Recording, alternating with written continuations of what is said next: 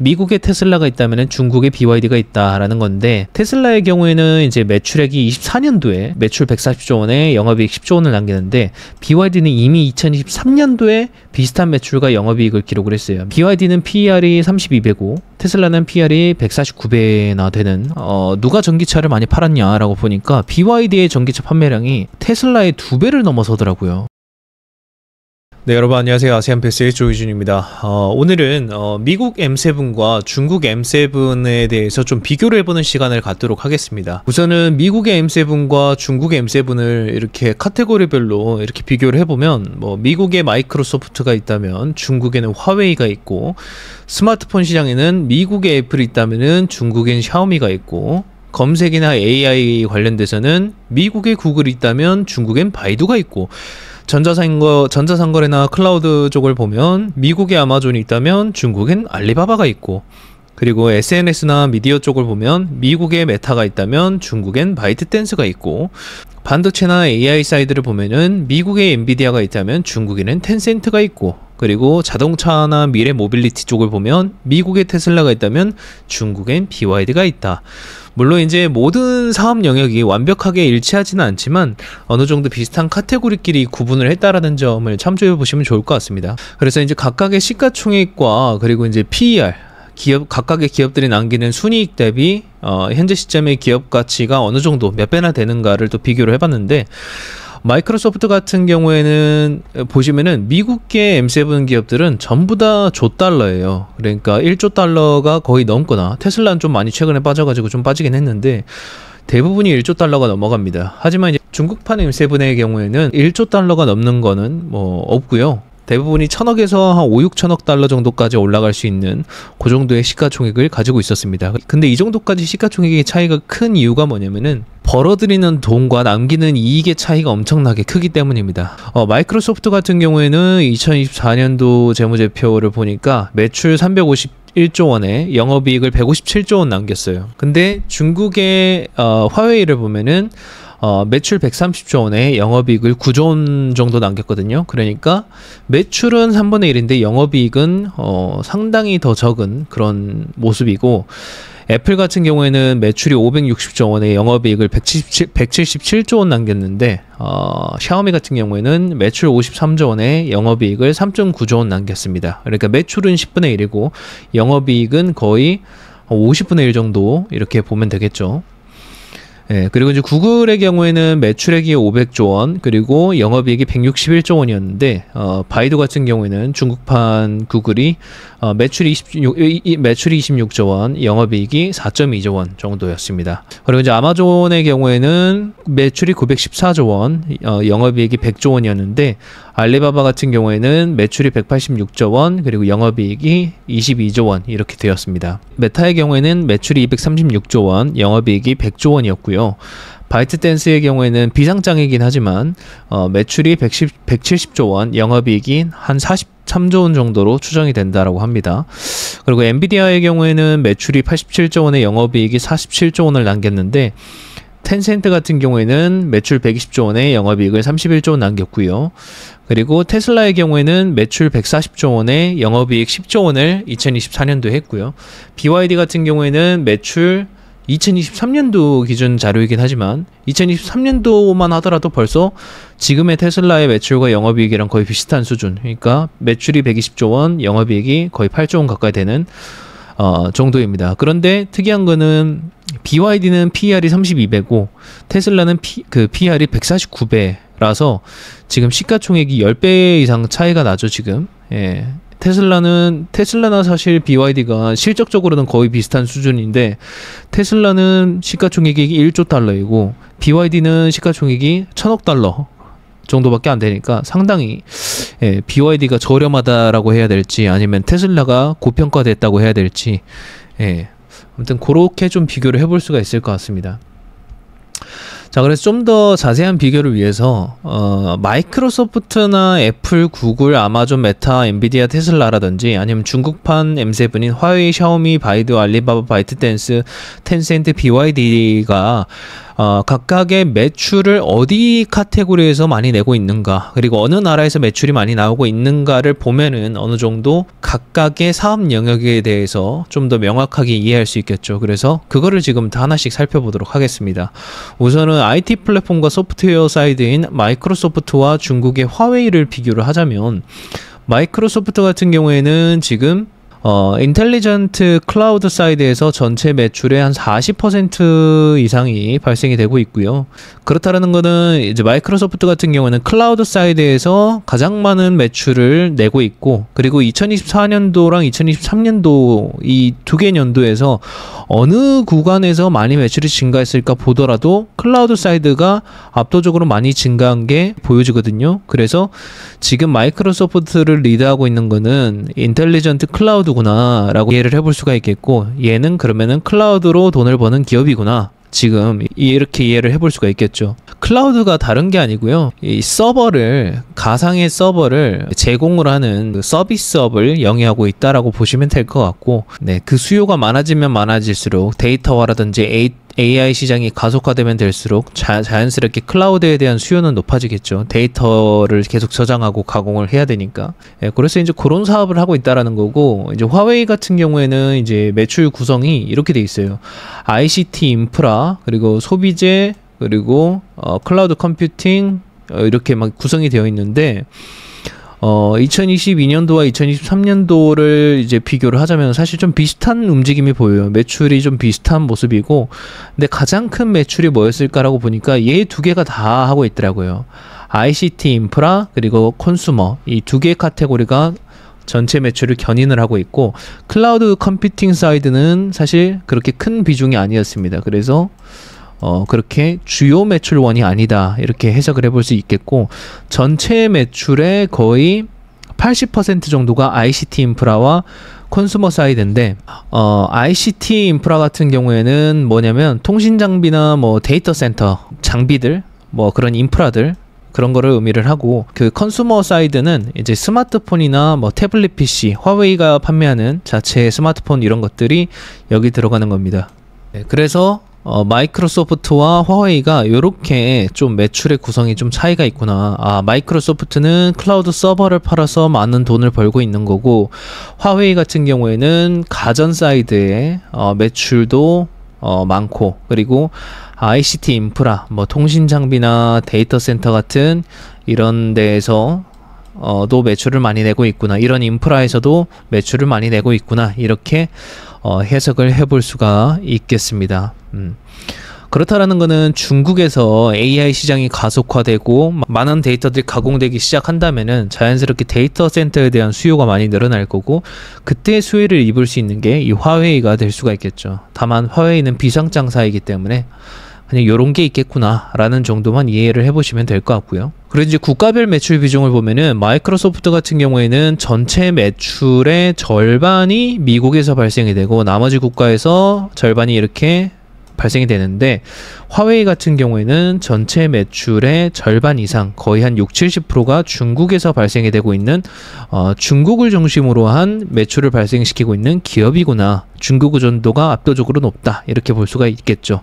다만 마이크로소프트는 50%가 미국이라는 점에서 상대적으로 미국에 대한 의존도가 그렇게까지, 물론 높긴 하지만 화웨이처럼 높지는 않다라는 정도로 알아볼 수 있을 것 같고요. 자, 그리고 이제 스마트폰 사이드를 좀 비교를 해보자면은, 이제 미국에 애플이 있고 중국엔 샤오미가 있다, 이렇게 비교를 해드렸는데, 애플 같은 경우에는 지금 전체 매출액의 대부분이 아이폰이나 뭐 아이폰에서 이렇게 대부분이 나오고 있고요. 그리고 이제 코로나 이제 이후부터는 사실 이 파랑 색깔 서비스 매출, 애플 스토어라든지 뭐 아니면 클라우드라든지 이런 데서 많은 매출들이 이렇게 나오고 있는 그런 상황입니다. 그래서 애플을 정의하자면, 아이폰 팔아서 돈을 버는데 그 아이폰 하나당 또 사람들이 사용하는 서비스, 클라우드 저장 서비스라든지 뭐 이런 데서 추가적인 돈을 벌어내고 있구나, 이런 기업이라고 판단하시면 될 것 같고요. 샤오미 같은 경우에는 지금 전체 매출액 중에서 압도적으로 많은 비중을 차지했던 게 똑같이 애플처럼 스마트폰에서 전체 매출의 절반 이상이 지금 발생이 되고 있고요.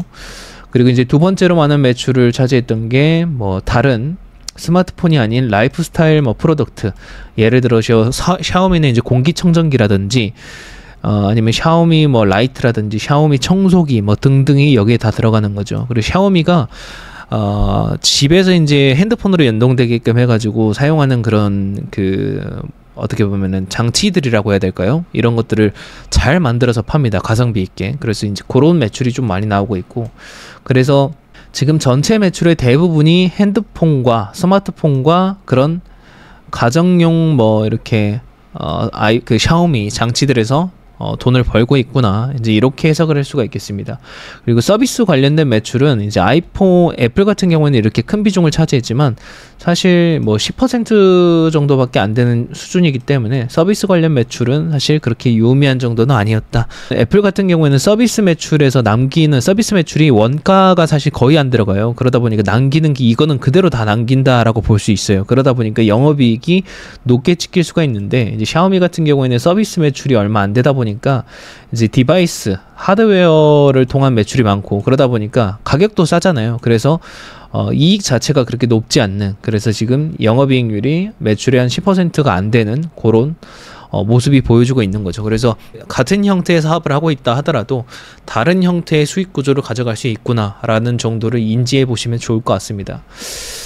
그리고 이제 국가별 매출을 보면은 애플은 미국 매출이 한 40% 이상을 차지하고 있고요. 나머지가 이제 인터내셔널이고, 샤오미 같은 경우에는 이제 전체 매출액의 절반 가까이가 중국, 그리고 나머지가 중국 외 국가에서 이렇게 발생이 되고 있었습니다. 그래서 이런 거는 좀 비슷한 것 같아요. 애플도 그렇고 샤오미도 그렇고 본국의 매출 비중이 한 절반 정도 되는 모습들이 비슷했던 것 같다, 이렇게 이해해 보시면 될 것 같고요. 그리고 이제 검색과 AI 관련돼서 미국에 구글이 있다면 중국엔 바이두가 있는데, 구글 같은 경우에는 전체 매출액 중에서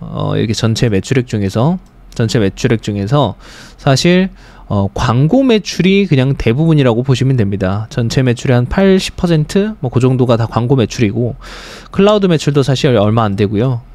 광고 매출이 대부분이고, 광고 매출도 어디서 많이 나오냐? 유튜브 사이드에서는 얼마 안 나옵니다. 의외로 크지 않고, 압도적으로 많은 게 구글 검색 광고가 전체 광고의 대부분을 차지하더라. 요렇게 볼 수가 있겠고, 그러면은 구글은 구글 홈페이지 안에서 나오는 검색 광고로 돈을 버는 기업이구나 라고 정의를 해볼 수가 있겠고요. 바이두 같은 경우에도 전체 매출액의 절반 이상, 한 60% 이상이 온라인 마케팅 서비스에서 발생이 되고 있고요. 구글과 비슷한 모델이죠. 그리고 이제 그 다음으로 많았던 게 뭐 멤버십 서비스라든지, 그리고 클라우드 서비스, 뭐 이렇게 구성이 되어 있었습니다. 그래서 바이두를 정의하자면은 요 기업도 가지고 있는 플랫폼 안에서 발생되는 온라인 광고 매출로 대부분의 매출을 내는 회사인데, 클라우드나 멤버십 같은 모델을 확대함으로써 매출을 조금 더 올려나가려는 노력을 하고 있는 그런 기업이다. 근데 비슷한 카테고리다 라고 볼 수 있겠고요.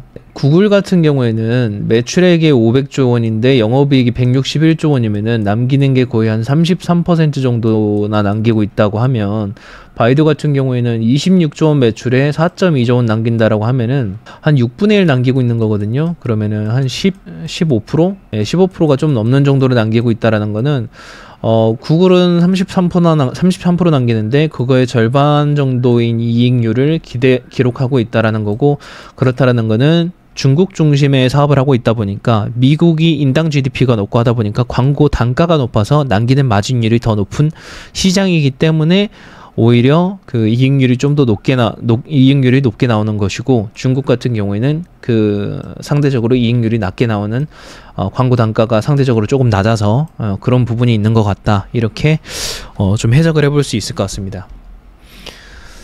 그리고 이제 국가별 매출 비중을 보면은 구글은 미국에서 전체 매출의 49%가 나오고 있고, 나머지 뭐 아시아라든지 다른 데서 이렇게 나머지 매출들이 나오고 있었습니다. 그리고 바이두 같은 경우에는 사실 세분화된 데이터를 좀 찾기는 쉽지 않았는데 이제 조직의 구조를 보니까 대부분이 중국이나 홍콩이더라고요. 그래서 사실 거의 대부분의 매출이 중국에서 나온다라고 해석을 해보면 될 것 같습니다. 네, 자, 그 다음에 이제 비교할 게 이제 전자상거래 클라우드 부분인데, 미국의 아마존 전자상거래 사이트인데 미국의 아마존이 있다면은 중국에는 알리바바가 있죠. 요거는 다들 비슷하게 인지하실 것 같고, 아마존 같은 경우에는 이제 제품 매출과 서비스 매출이 있는데, 서비스 매출이 한 60%, 제품 매출이 한 40% 정도 되는 것 같다. 참고로 여기 제품 매출 같은 경우에는 아마존의 자사 제품이라든지 아니면은 이제 다른 그 제3자의 제품에 대한 판매를 통해서 버는 매출이 여기 들어가고요. 그리고 이제 서비스 매출 같은 경우에는 이제 아마존 클라우드 AWS라든지 그리고 아마존 프라임 구독료라든지 이런 서비스 매출이 여기에 이렇게 포함이 됩니다. 예, 그런 것들. 그래서 지금 이 서비스 매출 비중이 압도적으로 높다 이렇게 볼 수가 있겠고, 여기서 이제 대부분이 AWS 클라우드 매출 비중이 상당히 높다 이렇게 볼 수가 있겠습니다. 그러면 아마존은 클라우드 매출이 상당히 많은 애구나, 그리고 그 다음으로 많은 게 제품 팔아서 돈을 버는 거구나, 이렇게 해석을 해볼 수가 있겠고요. 알리바바 같은 경우에는 그냥 커머스에서 대부분의 매출이 나오고 있다. 클라우드 매출 비중은 10%도 안 된다. 이렇게 볼 수가 있겠습니다. 그래서 클라우드 의존도가 높은 게 아마존이고, 그리고 커머스 의존도가 압도적으로 높은 게 알리바바다. 이렇게 해석을 하면 될 것 같고요. 국가별 매출로 구분을 해서 보자면은 전체 매출액에 아마존 같은 경우에는 대부분이 북미에서 발생이 되고 있고, 나머지가 뭐 한 60% 이상이 미국과 캐나다에서 나오고 있다라고 볼 수 있겠고, 알리바바 같은 경우에는 뭐 캐나다 이야기를 했지만 사실 거의 다 미국이겠죠. 그리고 알리바바 같은 경우에는 보면 전체 매출액에서 한 67%가 중국 커머스에서 나오고 있고, 해외 사이드에서는 오히려 그렇게 큰 비중이 아니네, 한 7% 정도의 매출을 내고 있고, 그리고 뭐 나머지 뭐 클라우드나 이런 것들은 국가 구분 없이 뭐 이렇게 매출이 리스트업 되어 있습니다. 근데 퍼센테이지 자체가 크지 않아요. 5%, 뭐 4% 이래가지고. 그래서 여기까지 내용을 정리하자면은 아마존은 미국 시장을 중심으로 클라우드 서비스의 매출 비중이 높고, 그리고 클라우드 서비스와 그리고 전자상거래 제품 판매를 통해서 돈을 버는 회사구나, 이렇게 보면 될 것 같고요. 알리바바 같은 경우에는 중국 시장 매출 비중이 67%라서 중국 시장을 중심으로 커머스, 전자상거래 이런 것들을 진행해서 돈을 버는 기업이구나, 이렇게 해석을 해볼 수가 있겠습니다. 근데 이제 하나 조금 유의미하게 봤던 거는, 아마존 같은 경우에는 매출이 914조 원이고 영업이익이 98조 원이에요. 그래서 한 10% 정도 좀 넘게 남기고 있는데, 영업이익률을. 근데 알리바바 같은 경우에도 186조 원 매출에 22조 원을 남기고 있었거든요. 그래서 10% 이상을 남기고 있는 그런 상태이기 때문에 클라우드, 상대적으로 마진율이 높은 클라우드 매출이 높음에도 불구하고 아마존이랑 알리바바가 비슷한 그런 마진율을 보이고 있는 게 상당히 좀 유의미하게 느껴졌었다. 다만 알리바바의 경우에는 상대적으로 PER이 아마존의 절반 정도에 해당하기 때문에 상대적으로 저평가라고 봐야 될지 아니면 아마존이 고평가됐다라고 봐야 될지는 여러분들이 한번 판단을 해보시면 좋을 것 같습니다. 자, 그리고 다음이 SNS와 미디어 사이드인데, 뭐 마케팅과 관련된 부분이죠. 미국에 메타가 있다면 중국에는 바이트댄스가 있다, 이런 건데, 메타 같은 경우에는 지금 전체 매출액의 그냥 거의 90% 이상이 광고에서 나오고 있다, 이렇게 보시면 되고요. 바이트댄스 같은 경우에는 이제 틱톡을 가지고 있는 회사인데, 이게 비상장사여가지고 이제 기사에 있는 내용을 긁어와서 설명을 드리자면은, 전체 매출액의 60%가 광고, 그리고 라이브 브로드캐스팅. 틱톡은 이제 라이브 방송을 해가지고 그 커머스 제품을 판매할 수가 있거든요. 그래서 그게 판매되면은 수수료를 받는 그런 모델에서 한 26% 매출이 나오고 있다, 이런 부분입니다. 그래서 메타의 경우에는 광고로만 끝난다면, 틱톡의 경우에는 광고와 커머스 전환까지 할 수 있는 그런 모델을 갖추고 있다라는 게 좀 매력도가 높다라고 저는 보여졌었습니다. 그리고 매출이나 이익을 보면은 메타는 236조 원 남겨서 236조 원 매출 내서 100조 원을 남기는, 그러니까 40% 이상의 영업이익을 기록을 하고 있다면, 바이트댄스는 매출 170조 원에 영업이익이 한 43조 원, 그러니까 한 25%? 그러니까 영업이익률은 바이트댄스가 아직 조금 더 낮은 그런 부분이라고 보여지고요. 아마 이것도 아마 메타가 이제 선진국 중심으로 광고 단가가 높다 보니까 이제 그런 영향이 좀 크지 않았나 이렇게 생각이 좀 들고, 예, 그리고 이제 메타의 국가별 매출을 보더라도 한 26% 정도가 북미에서 이렇게 나오고 있고요. 그리고 이제 유럽에서 한 20% 정도 나오고 있고, 아시아에서 한 20몇 %, 뭐 이렇게 나오고 있네요. 그래서 특정 국가에 완벽하게 치우치기보다는 잘 분산이 되어 있는 것 같고, 선진국인 북미나 그리고 유럽을 중심으로 매출이 높은 비중을 차지하고 있더라. 그 정도로만 해석을 해보면 될 것 같고요. 바이트댄스의 경우에는 전체 매출액의 23%만 중국에서 나오고요. 나머지가 해외에서 나오는 것으로 이렇게 명시가 되어 있습니다. 이것도 상당히 유의미하죠. 근데 이제 사실 저는 틱톡에 대한 잠재성을 상당히 높게 보는 게, 저도 지금 틱톡을 많이 쓰고 이걸 마케팅으로도 많이 활용을 하다 보니까 정말 이 틱톡의 영향력이나 기술력이 상당히 대단하구나. 그래서 전 틱톡을 한번 쓰고 나서는 메타나 인스타, 뭐 유튜브 이런 광고를 해본 적이 없거든요. 자, 그리고 이제 반도체와 AI 사이드를 보자면, 미국에 엔비디아가 있다면 중국에는 텐센트가 있는데, 사실 엔비디아랑 텐센트를 좀 비교하기는 너무 다른 영역이다 보니까 이제 그런 형태로 비교한다라기보다는 AI와 뭐 어느 정도의 관련이 있다라는 정도로 구분을 하는 게 좀 맞다, 이렇게 좀 보여지고, 예, 근데 요 두 개가 이제 AI 관련된 카테고리를 이렇게 묶인 이유가 뭐냐면은, 엔비디아 같은 경우는 이제 AI 칩, 그러니까 GPU 그 하드웨어를 공급하는 회사이고,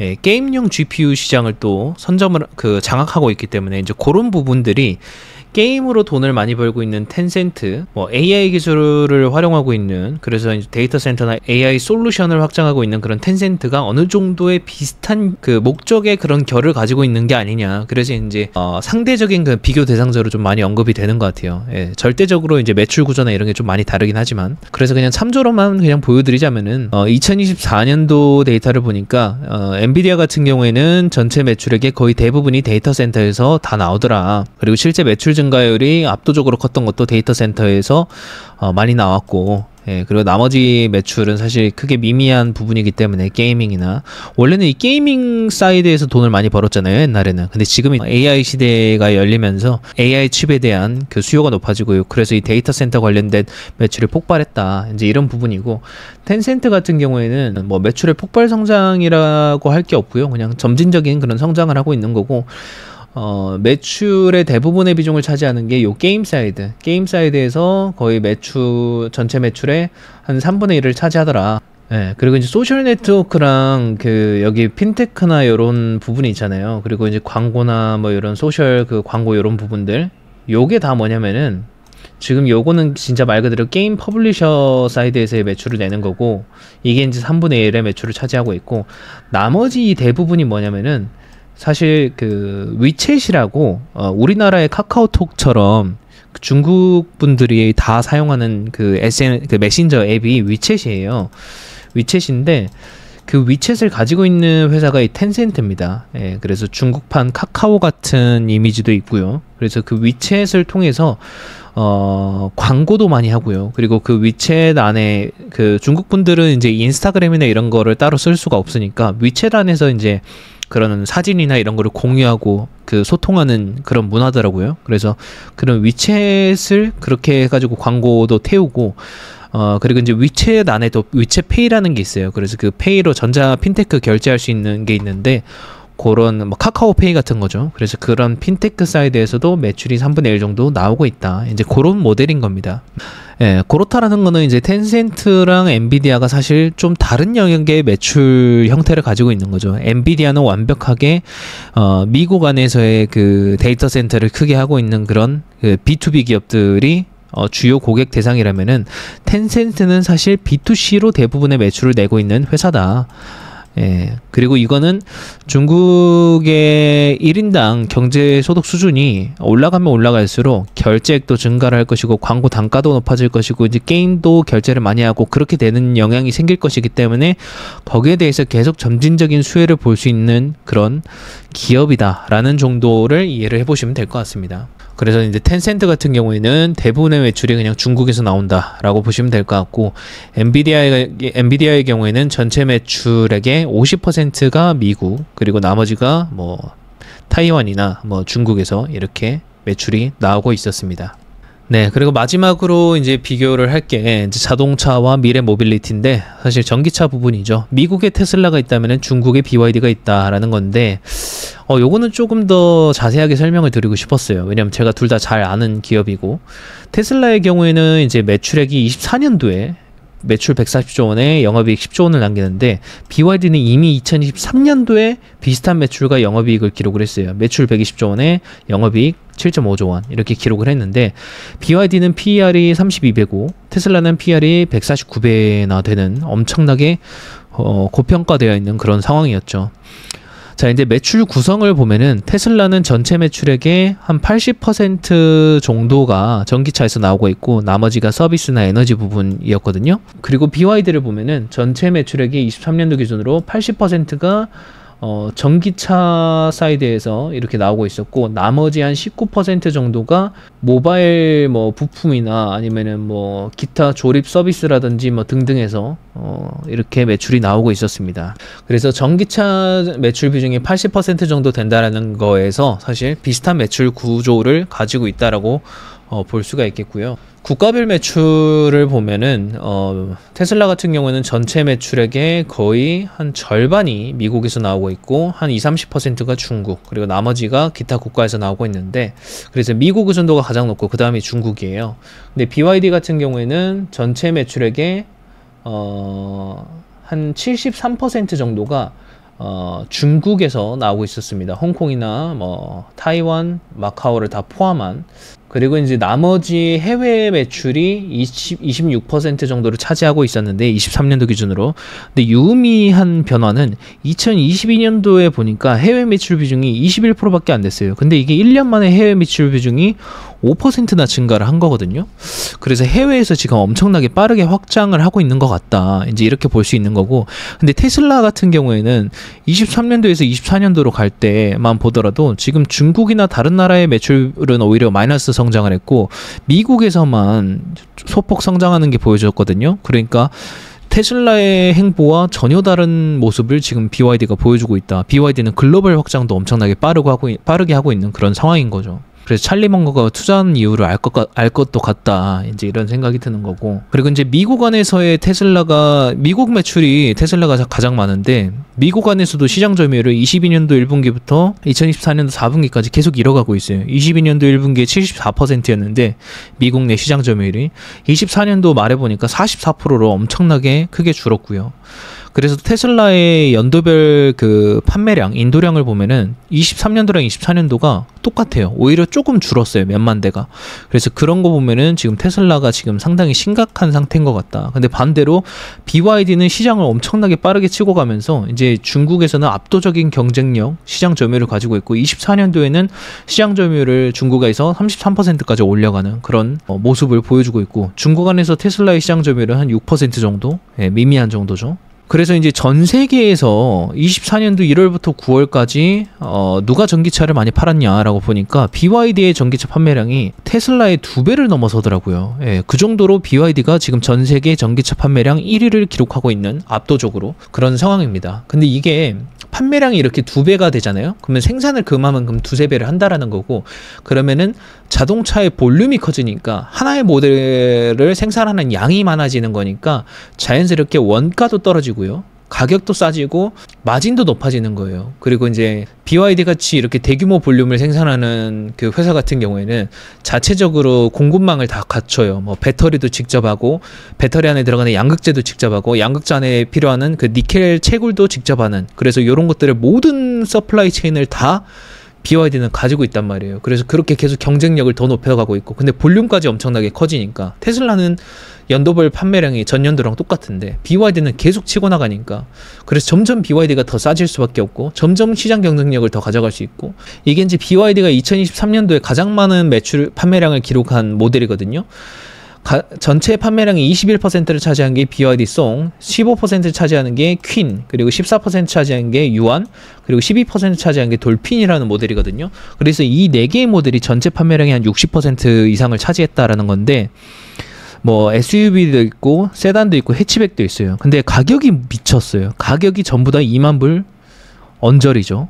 예, 심지어 BYD 유안 같은 경우는 요거, 이 스포티한 좀 멋있게 생긴 요건데, 이제 그 빠르게 충전할 수 있는 고속 충전 뭐 30%에서 80%까지 30분 만에 충전할 수 있는 그런 기능도 있고, 그리고 이제 되게 멋있게 생겨가지고 젊은이들을 타겟한 그런 모델이고, 가격도 13,400불밖에 안 합니다. 예, 그래서 엄청나게 가격도 싸고, 예, 그러다 보니까 지금 BYD가 가격 판매량이 볼륨이 많아지니까 계속 가격을 낮춰요. 그리고 이제 BYD는 이제 중국 정부에서도 상당히 서포트를 잘하고 있는 게 뭐냐면, 중국 정부가 전 똑똑하다라고 생각을 했던 게 단순히 볼륨을 늘리는 게 아니라 볼륨을 늘리기 전에 시장 경쟁력을 갖추도록 적극적으로 도와줬었어요. 예를 들어서 전기차 안에 원가 비중에서 40% 이상이 배터리였단 말이에요. 그래서 그 배터리를 더 싸게 만들면은 전기차 한 대의 판매 가격이 엄청나게 싸져요. 예를 들어서 전기차가 기존에 100만 원이었어요. 근데 전기차 배터리의 원가율이 40%였던 거죠. 그래서 40만 원이었어요, 배터리가. 이게